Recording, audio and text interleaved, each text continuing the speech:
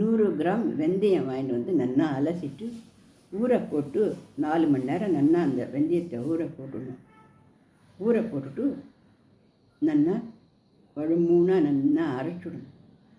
அரைச்சிட்டு 2 மூடி தேங்காய் 2 மூடி தேங்காயை நல்லா அரைச்சி பால் அதில் ஒரு பாலை வடிகட்டி வச்சுக்கணும். திருப்பி சக்கை இருக்கும் இல்லையா, தேங்காய் சக்கை, அதை போட்டு 2வது பால் அதையும் நல்லா அரைச்சி இன்னொரு பால் பிழிஞ்சு வச்சுக்கணும். வெல்லம் வாங்கி வச்சுக்கணும். இப்போ என்ன பண்ணணும், 100 கிராம் இந்த வெந்தயத்துக்கு வந்து நல்லா அவ்வளோ விழுது வரும் இல்லையா, இதை வந்து வானலியில் போட்டு கொஞ்சமாக தண்ணி ஊற்றி நல்லா அது வேகிற மாதிரி நல்லா கிளறிண்டே வரணும். இப்படி கிளறிண்டே வரும்பொழுது அதுக்கு கொஞ்சமாக தண்ணி ஊற்றிப்போம் இல்லையா, அதோட கூட 2வது வாட்டி நம்ம பால் எடுத்தோமோ அந்த தேங்காயிலேருந்து அந்த பாலை ஊற்றி நல்லா கிளறிண்டே வரணும். அது சுண்டும். அதுக்கப்புறம் 100 கிராம் இந்த வெந்தய விழுதுக்கு 300 அல்லது 350 கிராம் அல்லது 400 கிராம் கூட நம்ம வெல்லம் போடணும். போட்டு நல்லா அதையும் நல்லா கிளறிண்டே வரணும். அது நல்லா கேசரி மாதிரி சுருளை சுருளை சுருளை சுருளை சுருளை சுருளை வரும். அதுக்கப்புறம் முதல் பால் எடுத்து வச்சுக்கோங்க இல்லையா, தேங்காய் பால், அதையும் ஊற்றி நல்லா கிளறிண்டே வரணும். நல்லா மூணா கிளறிண்டே வரணும். இது நல்லா வெந்து போச்சுன்றதுக்கு அடையாளம் என்ன அப்படின்னாக்கா, நம்ம கரண்டியில் அந்த விழுது எடுத்து இப்படி எடுத்தோம்னாக்கா இப்படி திரும்பி போட்டோன்னா தொக்குன்னு அப்படியே வானையில் விழும். கரண்டியில் துளி கூட ஒட்டின்னு இருக்காது. இதுதான் பதம்.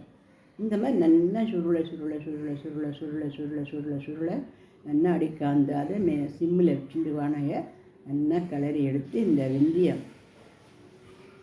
வெந்தய லேகியம்னு பேர். இந்த வெந்தய லேகியத்தை பண்ணி நல்லா ஆற விட்டு ஒரு கண்ணாடி பாட்டிலில் போட்டு வச்சுருந்தோம்னாக்கா, நம்ம டெய்லியே நமக்கு எப்போ சாப்பிடணும் போல் இருக்குதோ அப்போ நம்ம வறுவயத்தில் தான் சாப்பிட்டோம்னா அப்படிலாம் ஒரு கண்டிஷன்லாம் கிடையாது. ஒரு ஸ்பூன் எடுத்து வச்சுட்டு இந்த வெந்தய லேகியத்தை நம்ம சாப்பிட்லாம். இது துளி கூட கசக்காது, துளி கூட வாய்க்கு பிடிக்காமல் போகாது, குழந்தை கூட சாப்பிட்டுக்கூடும். அந்த மாதிரி அவ்வளோ நல்லா இருக்கும். இந்த வெந்தய லேகியம் நமக்கு என்ன பண்ணும் அப்படின்னாக்கா, சர்க்கரை நோய் வராமல் நல்லா நிறுத்தும்.